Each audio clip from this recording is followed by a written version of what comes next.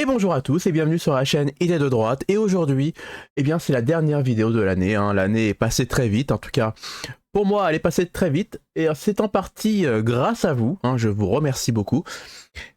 Et cette vidéo va parler d'une agression qui s'est passée dans le RER A, direction du coup Marne-la-Vallée vers Paris. Hein, et on est du coup le 24 décembre, et oui le 24 décembre, les agressions ne s'arrêtent pas le jour des fêtes, hein, elles continuent. C'est ça qui est bien avec l'insécurité en France, c'est que ça ne s'arrête jamais. Et en tout cas, cette femme va nous raconter du coup son agression durant cette journée. Allez, je vous laisse avec elle, et bien sûr je vais l'interrompre de temps en temps parce que la vidéo dure 7 minutes 25, hein. Donc au bout de 5 minutes je vais arrêter la vidéo parce que après elle va donner quelques conseils, mais en tout cas voilà. On va rester sur 5 minutes de témoignage. Allez, c'est parti. Je me suis fait agresser dans le RER le soir de Noël. Je vous explique tout. Aujourd'hui, je vais pas vous faire un unboxing de mes cadeaux de Noël, mais je vais plutôt vous raconter la tournure qu'a pris ma soirée du 24 décembre. Pour ceux qui ne savent pas, je travaille à Disneyland Paris et j'ai eu de la chance cette année, le 25 décembre, je ne travaillais pas. Donc après ma journée de travail le 24 décembre, j'ai décidé de rentrer dans ma famille pour fêter les réveillons avec eux et fêter aussi Noël du coup le lendemain avec eux. Je suis à peu près à 2h30 de trajet de là où vit ma famille. Donc je prends le RER comme j'ai parfois l'habitude de le faire, à Marne-la-Vallée. Le RER est vide à ce moment-là parce que c'est pas la fermeture du parc, donc les guests sont encore dans le parc. Donc je monte à peu près au milieu du train. Je me mets, comme j'ai l'habitude de le faire, plutôt à l'étage, contre la fenêtre, et sur du coup une zone où il y a 4 sièges. J'explique les détails parce que ça aura son importance par la suite. Je fais tout vraiment comme d'habitude, j'ai mon casque, je suis sur mon téléphone, je suis là en train de décompresser de ma journée. Et donc vient l'arrêt suivant. Là, à ce moment-là, dans le même wagon que moi, il y a 3 hommes qui montent. Ils ont chacun une grosse valise, enfin voilà, bref, je te donne des détails parce que c'est comme ça que je me refais l'histoire un peu dans la tête, même si j'ai pas forcément envie de m'en souvenir. Un des 3 mecs qui étaient montés avec les valises, il monte à l'étage. En fait, juste à ce moment-là, je lève la tête parce que je me dis, qu'est-ce qui se passe? Il vient s'asseoir en face de moi.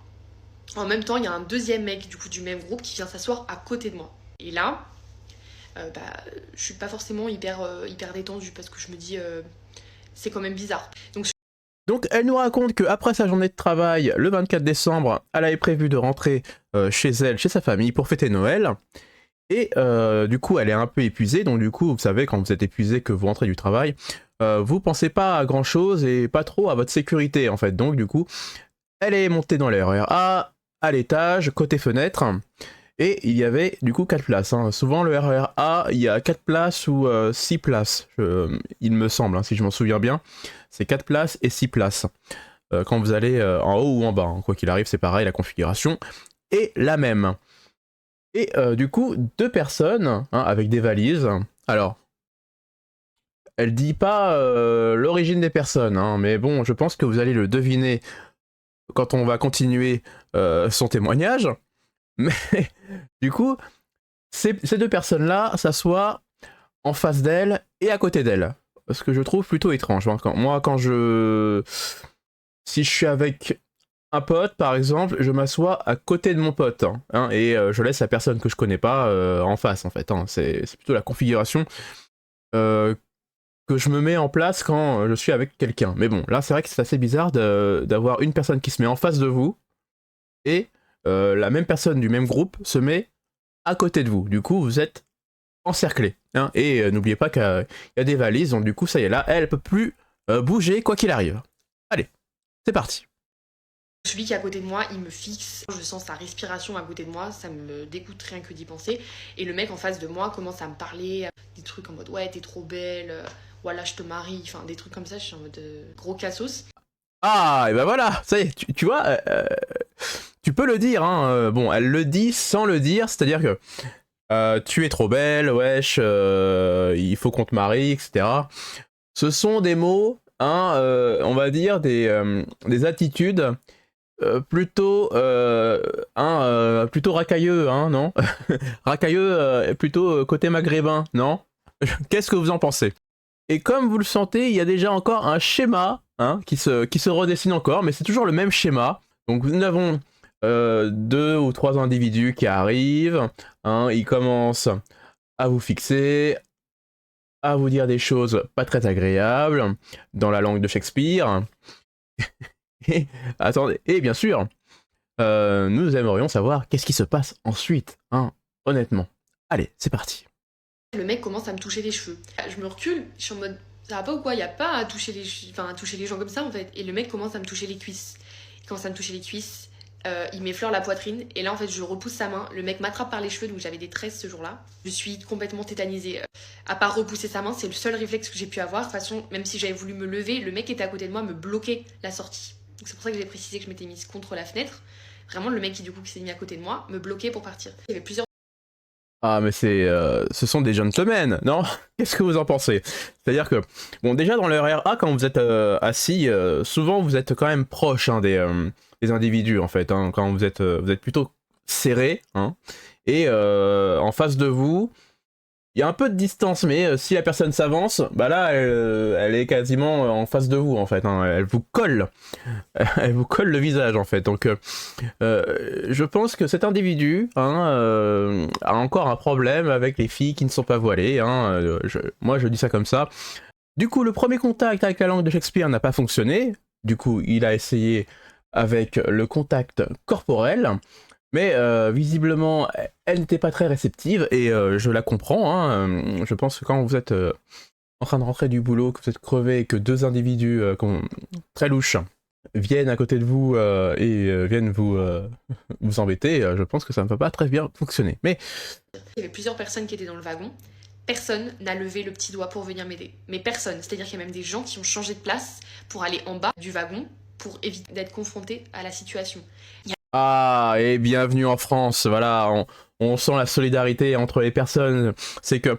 Alors moi aussi je me suis fait agresser une fois, hein, ne vous inquiétez pas, hein, et c'était par deux individus aussi racailleux, mais, vous voyez, c'est toujours la même chose, c'est que les gens vous laissent, voilà, ils ne veulent pas intervenir parce que ils ont peur, parce que ils savent que de toute façon s'ils interviennent, ils vont se faire eux aussi défoncer, ou quoi qu'il arrive, s'ils interviennent et que quelque chose de malheureux arrive, eh bien la justice va être contre vous. Enfin, tout est fait pour que, de toute façon, en France, vous n'intervenez pas. Voilà. Si vous intervenez, vous êtes foutus. Donc je comprends, voilà, la solidarité française, elle n'existe pas.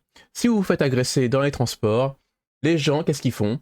Ils détournent le regard, ils changent de place, ils vont ailleurs, enfin voilà, c'est comme ça en France, hein, et dans d'autres pays je pense, mais voilà, en France, c'est comme ça, n'espérez pas l'aide de quelqu'un. Il y a une maman et ses enfants qui étaient dans le wagon avec moi. Cette dame m'a sauvée. Donc cette dame m'a fait croire que j'étais avec eux, et elle m'a permis du coup de pouvoir descendre à l'arrêt suivant et pouvoir changer de wagon. Avec qu'une angoisse, c'était que les deux agresseurs me suivent et changent de wagon aussi avec moi. Une fois que je me retrouve dans le wagon à côté, j'étais complètement tremblante. J'avais le cœur qui battait super vite, j'avais envie de pleurer, mais à ce moment-là, j'étais vraiment choquée. Mon premier réflexe ensuite, ça a été d'appeler la police. J'ai ensuite appris l'existence d'un numéro de téléphone que... Mais heureusement, la magie de Noël hein, était là aujourd'hui. C'est-à-dire que une maman avec ses enfants, avec deux enfants je crois, avec ses enfants, eh bien, est venu l'aider, hein, et en faisant croire, du coup, à nos deux agresseurs, que cette fille était du même groupe que la maman et les enfants. Donc, du coup, bravo à elle. Elle a réussi à désamorcer la situation, et du coup, bah, elle a pu sortir du train, et puis avertir la RATP. Donc c'est vraiment quelque chose de magnifique, hein, voilà, il y a des gens qui ont du courage, hein, en tout cas les hommes dans le wagon n'ont eu aucun courage, et c'est une maman qui a eu le courage de l'aider. Et je vous dis en tout cas, merci beaucoup d'avoir regardé la vidéo jusqu'au bout, c'est la fin de l'année, du coup je vous souhaite une bonne année, hein, faites attention à vous, hein, buvez mais avec modération. Et pour finir, le dernier message de l'année, c'est que grâce à vous, hein, nous sommes 2600 quand même hein, sur la chaîne, et en plus, avec seulement 6 mois d'existence, donc je vous dis vraiment bravo à vous, merci de votre soutien, merci dans les commentaires, je vous remercie. Je remercie aussi à ceux qui m'insultent, hein, parce que vous aussi, vous faites partie de la chaîne, hein, vous faites partie de cette aventure, donc je vous remercie vous aussi, et je vous dis à l'année prochaine pour d'autres vidéos, pour d'autres rigolades, et en espérant que d'autres projets puissent aboutir. Et bien sûr, si vous voulez m'aider, vous savez ce qu'il faut faire. Allez, je vous dis à la prochaine vidéo. Bonne année. Ciao.